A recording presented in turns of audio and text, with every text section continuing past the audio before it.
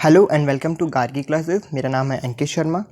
मैं आप सभी के लिए गार्गी क्लासेस पे RAS RPSC 2021 के इकोनॉमी का जो सिलेबस है उसे कवर कर रहा हूँ। मैं इससे रिलेटेड जो भी वीडियोस हैं वो मैं बैक टू बैक डाल रहा हूँ, तो आई होप आप वीडियोस को रेगुलर देख रहे होंगे। और अगर आपने अभी तक इस वीडियो से पहले वाले वीडियो नहीं देखे तो मैं प्लेलिस्ट की जो लिंक है वो मैं आपको डिस्क्रिप्शन में प्रोवाइड करा दूंगा और आप उन्हें भी देख लीजिएगा, ताकि आपका जो प्रॉपर जो सिलेबस है जो स्टार्टिंग से आप कवर कर लें और आपको अच्छे से जो कॉन्सेप्ट्स हैं वो आपके सारे क्लियर हो जाए।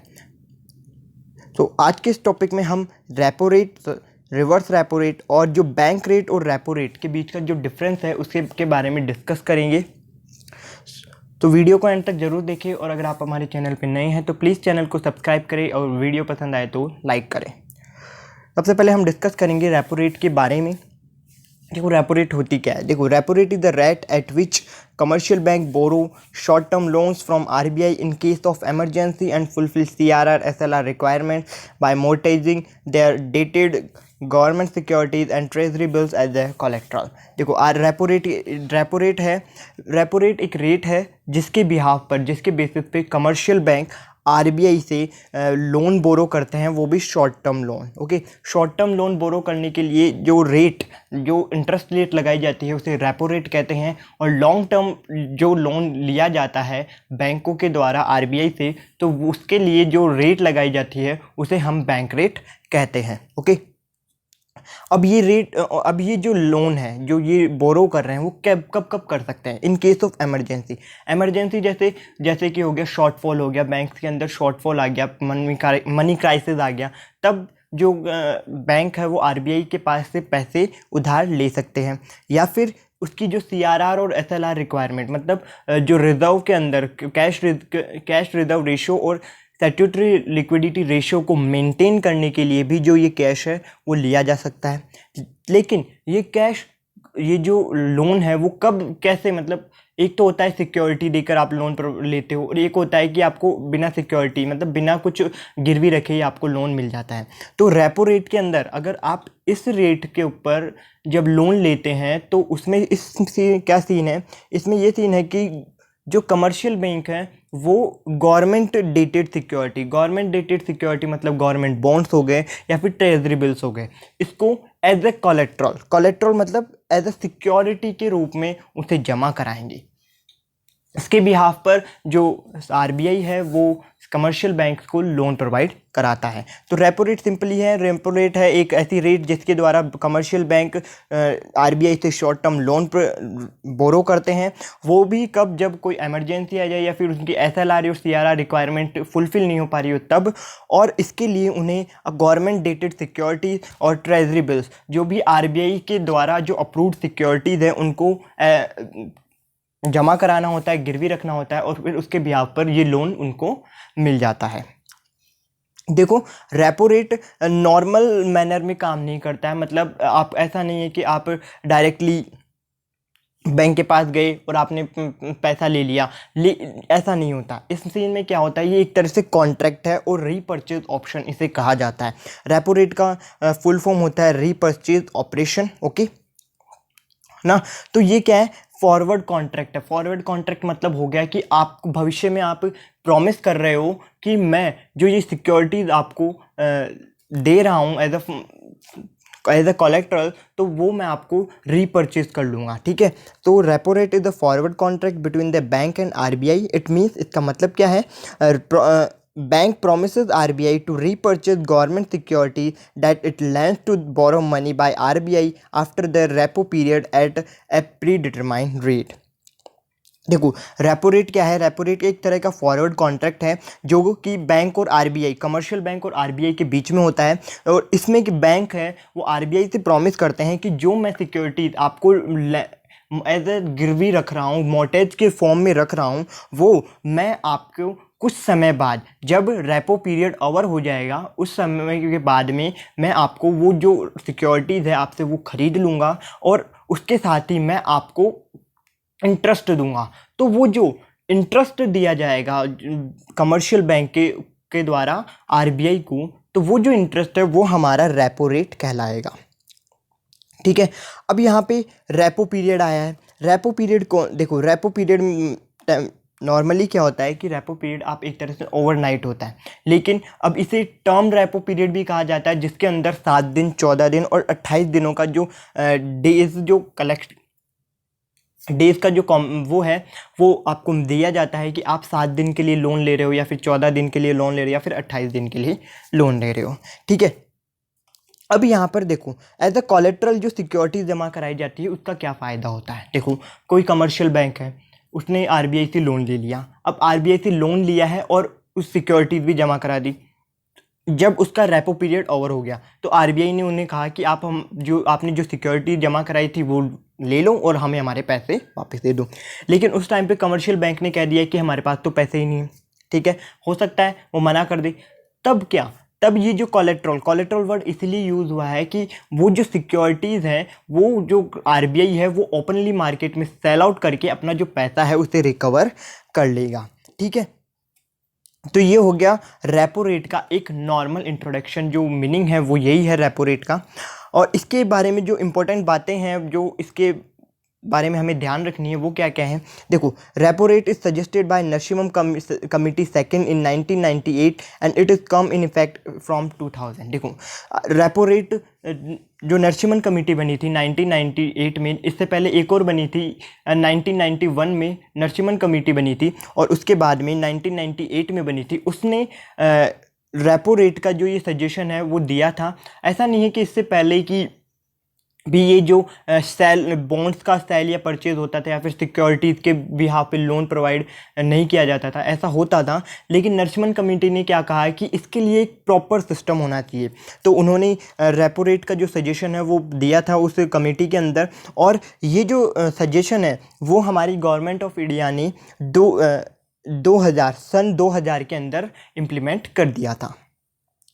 ठीक है, 2000 से पहले जो बैंक रेट थी वही हमारी की पॉलिसी रेट थी, लेकिन 2000 के बाद में जब रेपो रेट आया तो वो हमारी पॉलिसी रेट बन गई। पॉलिसी रेट मतलब क्या हो गया? पॉलिसी रेट मतलब कि इन्फ्लेशन और डिफ्लेशन से फाइट करने के लिए जो मेजर इंस्ट्रूमेंट होते थे उसमें इसे सजेस्ट कर दिया गया। और रेपो रेट के बिहाफ पे जो दूसरे लोन की जो रेट्स हैं, चाहे वो आप कोई सा भी लोन ले लो, पर्सनल लोन ले लो या फिर आपका एजुकेशन लोन ले लो, उनके ऊपर जो इफ़ेक्ट डायरेक्ट पड़ता था वो इसकी वजह से होता था। तो इसी वजह से रेपो रेट को क्या बना दिया गया, इंडिया की पॉलिसी रेट डिक्लेयर किया गया, उसके बाद में वो बन गई।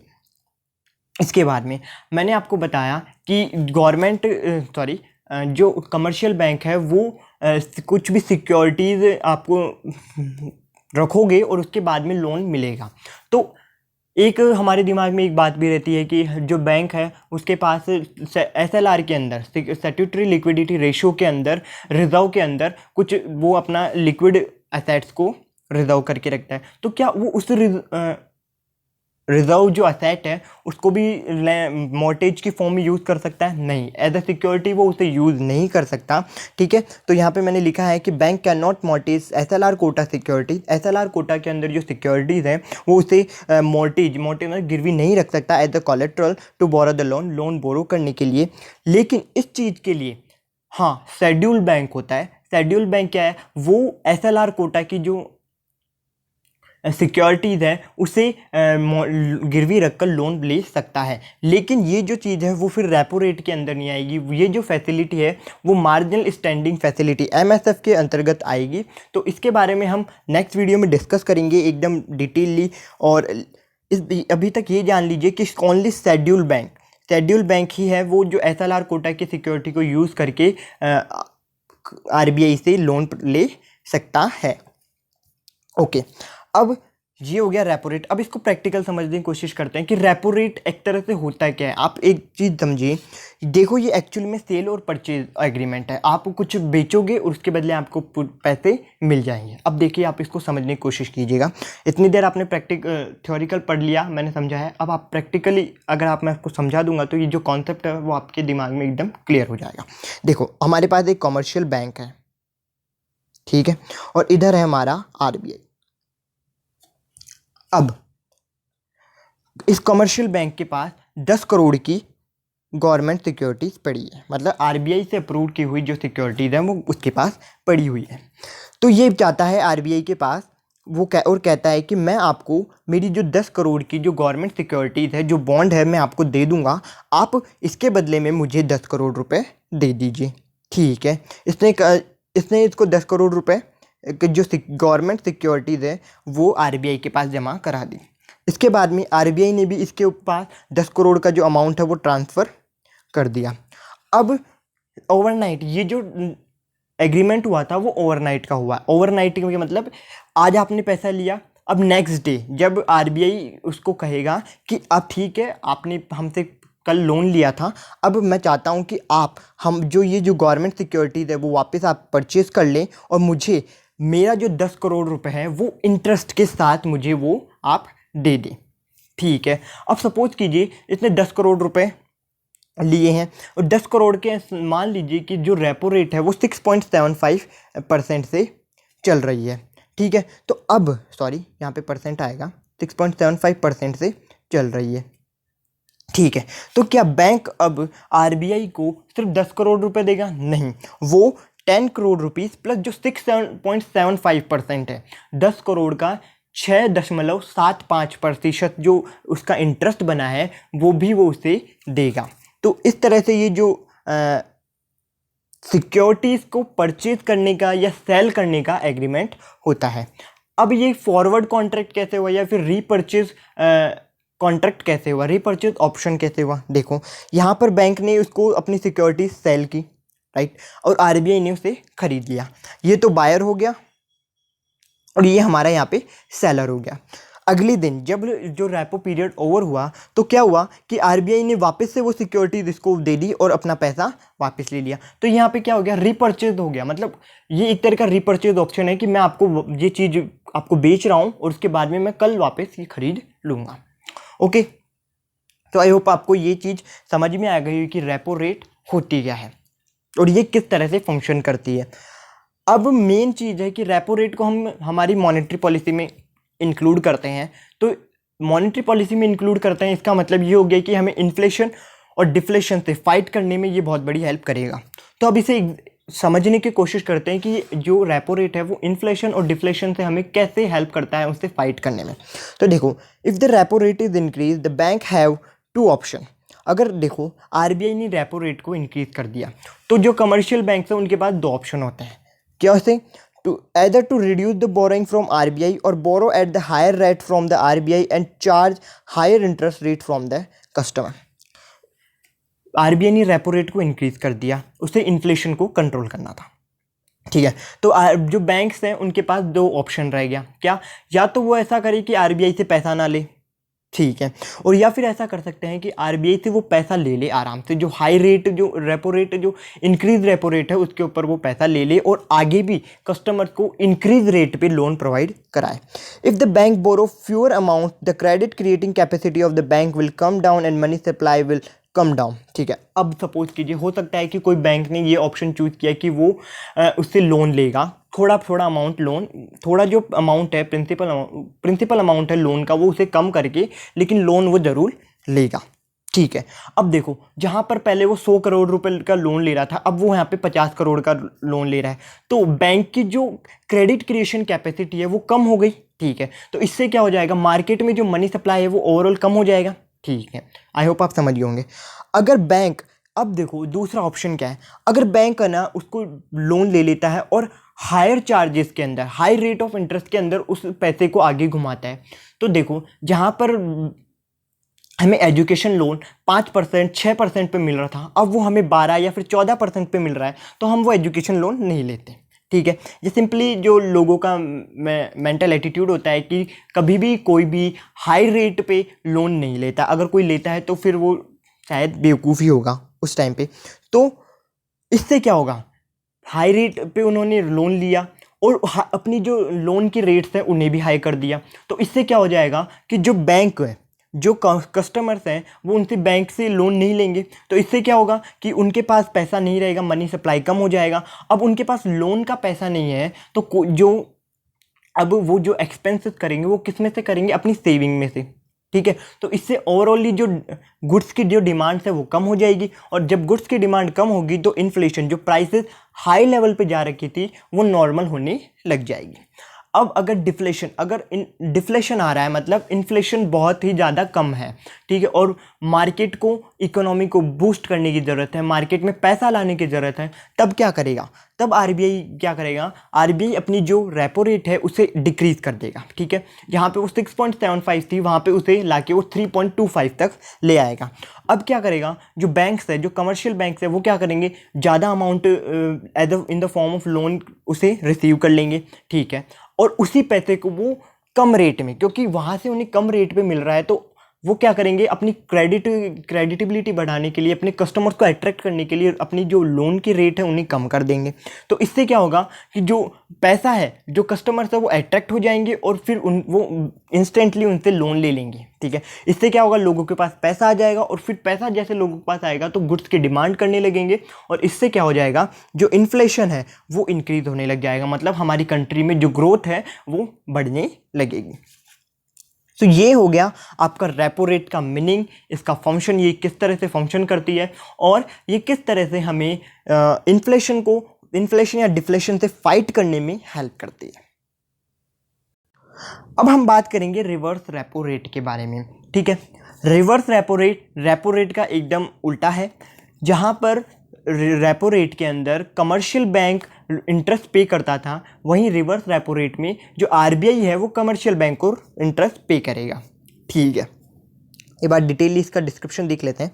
It is the rate at which RBI borrows from the commercial bank by the mortgaging its dated government securities and treasury bills as collateral, or it is the rate of interest which is provided by RBI on the deposits of commercial bank। देखो, ये दो तरह की होती हैं। एक तो ऐसे मान लीजिए कि आरबीआई ने, रिजर्व बैंक ऑफ इंडिया ने कमर्शियल बैंक से लोन ले लिया अपनी कोई भी गवर्नमेंट सिक्योरिटीज़ को गिरवी रखकर, और उसके ऊपर इंटरेस्ट जो प्रोवाइड किया जाएगा आरबीआई के द्वारा वो हो गए हमारे रिवर्स रेपो रेट। कभी कभी ऐसा भी हो जाता है कि कमर्शियल बैंक के पास पैसा बहुत ज़्यादा होता है, तो अब हो सकता है ना कि लोग उनसे लोन नहीं दे पा रहे, तो क्या करेगा कमर्शियल बैंक तब अपना जो सरप्लस अमाउंट है उसे आरबीआई के पास डिपॉजिट करा देगा, तो आरबीआई उसके ऊपर कुछ इंटरेस्ट जरूर देगा, तो वो जो इंटरेस्ट पे किया जाता है उसे भी हम रिवर्स रेपो रेट कहते हैं। अब जिस तरह से रेपो रेट है उसी तरह से रिवर्स रेपो रेट भी नॉर्मल फंक्शन ना करके एक तरह से फॉरवर्ड कॉन्ट्रैक्ट होता है, या फिर रिवर्स रीपर्चेज ऑप्शन है ये। इसमें क्या होता है, आरबीआई ने क्या किया, गवर्नमेंट की जो सिक्योरिटीज़ हैं वो उनको दी, कमर्शियल बैंक को दी, और उसके बिहाफ पर लोन ले लिया। अब इसके साथ ही वो एक प्रॉमिस करते हैं, कॉन्ट्रैक्ट साइन करते हैं, जिसमें वो कहते हैं कि मैं कुछ समय बाद जब रेपो पीरियड ओवर हो जाएगा, रिवर्स रेपो पीरियड ओवर हो जाएगा, तब मैं आपसे ये सिक्योरिटी खरीद लूँगा वापस से, और इसके साथ ही जो अमाउंट है उसमें जो प्री डिटरमाइंड रेट के ऊपर मैंने जो लिया है वो रेट जोड़ के आपको जो टोटल अमाउंट है वो मैं आपको पे कर दूंगा, ठीक है। तो ये क्या है, एक तरह का एग्रीमेंट है जो आरबीआई और bank, reserve bank of India मतलब सेंट्रल बैंक और कमर्शियल बैंक के बीच में होता है, जिसके अंदर बैंक आरबीआई से प्रॉमिस करता है कि मैं आपको जो अपनी गवर्नमेंट सिक्योरिटीज़ हमें एज ए सिक्योरिटी या फिर एज ए मॉर्टगेज के रूप में आपने हमें दी है, वो मैं आपको फिर से रीसेल कर दूंगा after the over of reverse repo period at a pre determined rate के ऊपर मैं आपको वो जो सिक्योरिटीज़ है वो फिर से आपको सेल या फिर प्रोवाइड करा दूंगा, ठीक है। अब रेपो रेट किस तरह से फंक्शन करता है, सिंपली ये भी सेल और परचेज एग्रीमेंट है। जिस तरह से रेपो रेट काम करता था उसी तरह से रिवर्स रेपो रेट हो जाएगा, बस फर्क इतना आ जाएगा कि यहाँ पर जो आरबीआई है वो तो यहाँ पर सेलर हो जाएगा, और जो बैंक्स है, जो कमर्शियल बैंक्स है, वो यहाँ पर बायर हो जाएंगे, ठीक है। किस चीज़ के बायर? गवर्नमेंट सिक्योरिटीज़ के बायर हो जाएंगे। तो आरबीआई उन्हें गवर्नमेंट सिक्योरिटी सेल कर देगा, और इसके बदले में ये उसके पैसे प्रोवाइड करा देंगे।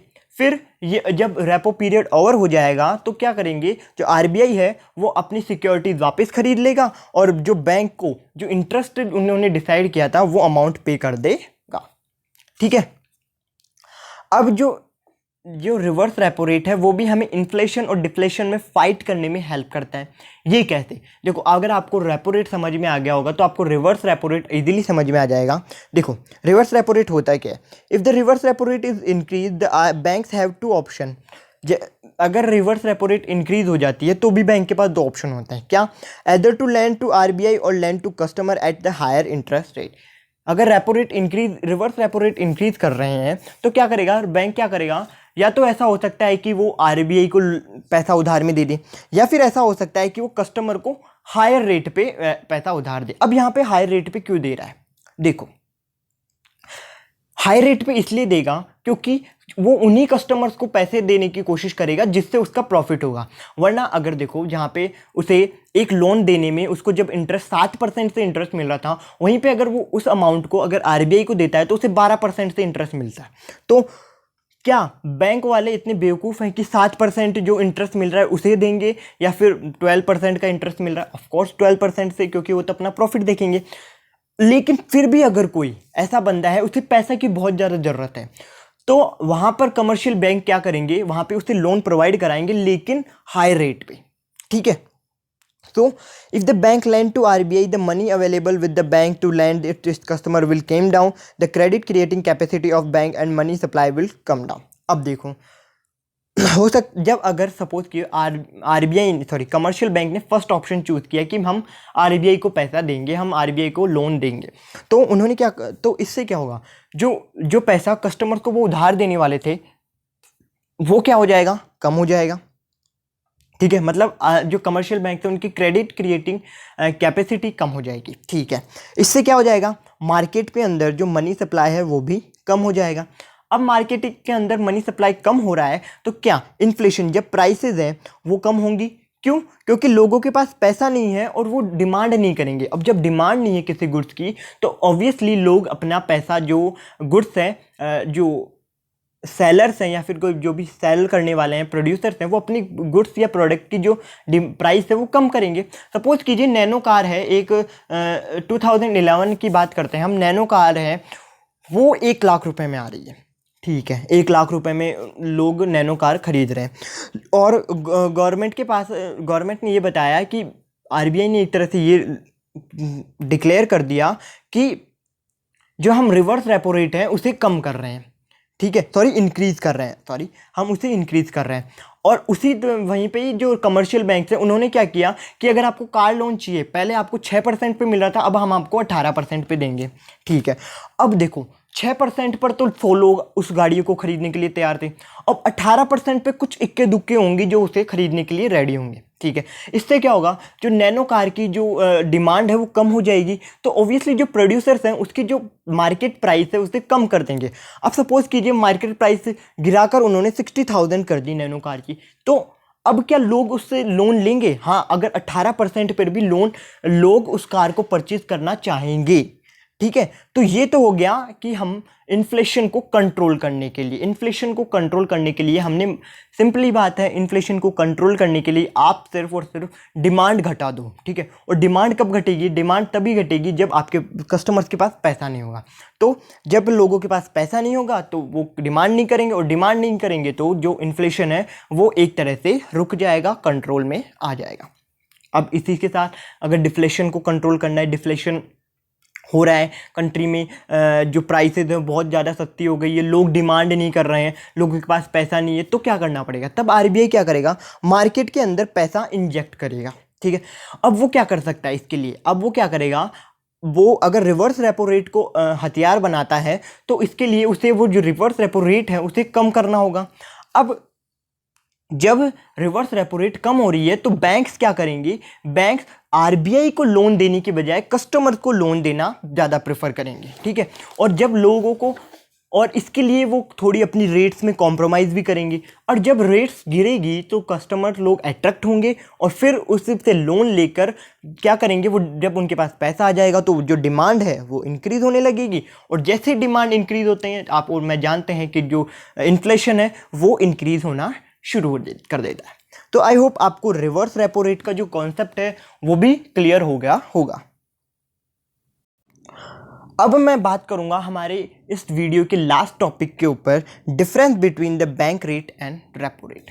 देखो बैंक रेट और रेपो रेट के अंदर बेसिकली जो डिफरेंस क्या है, देखो मैं आपको ओरली बता देता हूँ, आप स्क्रीन पे भी देख रहे होंगे। For providing long term loans to commercial bank, bank rate क्या होती है, बैंक रेट के अंतर्गत जो कमर्शियल बैंक है वो आरबीआई से लॉन्ग टर्म लोन ले सकते हैं, जबकि रेपो रेट के अंदर जो आरबीआई है वो सिर्फ शॉर्ट टर्म लोन ही प्रोवाइड करवाता है। ओके, जब बैंक रेट के अंदर कोई लोन ले रहा है कमर्शियल बैंक, तो उसे किसी भी तरह की असेट्स को गिरवी रखने की ज़रूरत नहीं पड़ती, मतलब एज ए सिक्योरिटी को कुछ भी जमा नहीं कराना होता। लेकिन रेपो रेट में क्या होता है, रेपो रेट में उसे सिक्योरिटी की फॉर्म में कुछ जमा ज़रूर कराना होता है।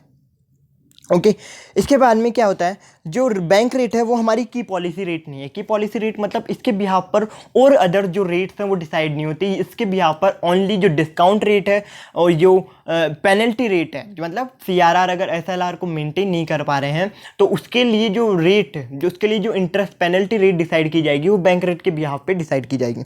जबकि रेपो रेट क्या है, रेपो रेट हमारे इंडिया के लिए की पॉलिसी रेट है, इसके बिहाफ पर हम इन्फ्लेशन डिफ्लेशन को कंट्रोल करते हैं। आरबीआई अपनी मॉनेटरी पॉलिसीज को इसके बिहाफ पर ही प्रोवाइड करवाता है, या फिर उसके बिहाफ पर ही जो मॉनेटरी पॉलिसीज के जो गाइडलाइंस है वो देता है।